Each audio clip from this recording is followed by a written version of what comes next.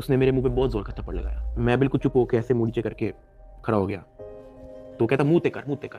अभी मैंने मुंह पर किया नहीं था। वो जोर से चीख के कहता मुंह ते कर। अभी मैंने वो मुंह पर किया ही था, उसने मुझे दूसरा थप्पड़ लगाया। मैं वहां पे बड़ा हेल्पलेस फील कर रहा कि यार मेरे से ऐसा क्या हो गया। मैं भी ये सोच ही रहा था, उसने मुझे तीसरा थप्पड़ लगाया। मुझे माँ बहन की गालियां दी जा रहा है। मैं अपना मुंह नीचे करके खड़ा हुआ हूँ तो मेरे थप्पड़ इधर लगता है, फिर वो कहता मुंह पर कर, फिर मेरा थप्पड़ इधर लगता है। वो मारी गया जब तक उसका दिल नहीं भरा। मैंने तो गिने भी नहीं है कि उसने मुझे थप्पड़ कितने मारे हैं। फिर वो मुझे कहता कि अपनी टांगे बैंड कर। मैंने अपनी टांगे बैंड कर ली। कहता हाथ ऊपर कर। मैंने अपना हाथ ऊपर कर लिया। वो घर में एक वीडियो कॉल लगाता है जो एक बच्चा रिसीव करता है जिसकी एस्टिमेटेड तकरीबन एज होगी 7 साल। एक हाथ में सिगरेट होती है और हम कहता नहीं, चलो फटाफट इसको गालियां दो। बच्चा कहता है कि सरफराज चौधरी साहब कहते हैं और का बच्चा। सरफराज चौधरी साहब कहते हैं और का बच्चा। थप्पड़ वो मारी जा रहा होता है पीछे।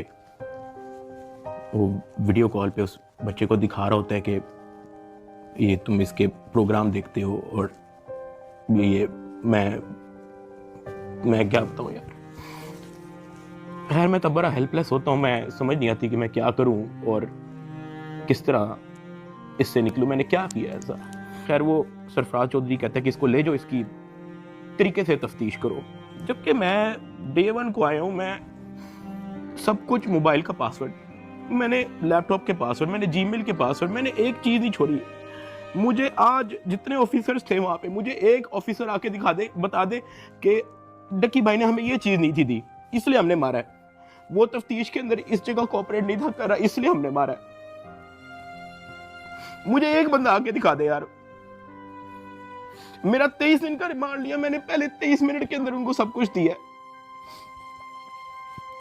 मुझे ऊपर ले गए। मेरे से एक बंदा मिलने आया हुआ था, जावा फूड्स, मेरा एक जाने वाला है जिसने हमारे घर में, जब हमारे घर में दावत थी तो उसकी केटरिंग की थी।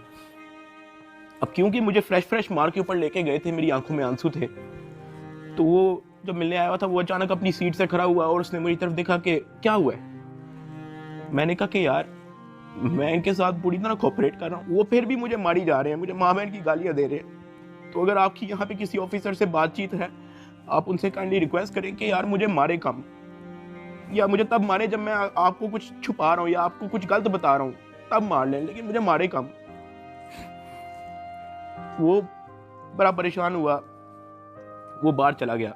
कुछ खाने को मेरे लिए लेके आया था, पिज़्ज़ा या कोई बर्गर लेके आया था। बाहर जाके मुझे नहीं पता कि उनके जानने वाले थे जुनैद सलीम जो एंकर हैं, उन्होंने कहीं उनको बात बता दी। जुनैद सलीम साहब ने जो है वो अपने पॉडकास्ट के अंदर इसका जिक्र कर दिया कि मेरा एक जानने वाला वहाँ पे गया तो डक्की भाई इस हालत में था।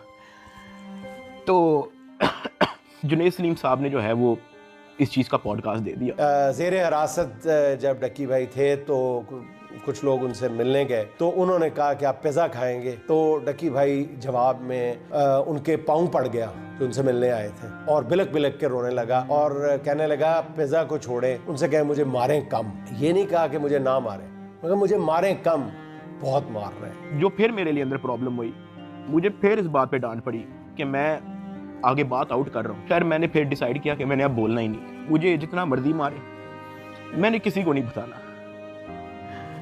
मुझे हवालात में वापस बंद कर दिया इन्होंने। थप्पड़ किसने मारा था? थप्पड़ वो एहलकारों ने मारा था।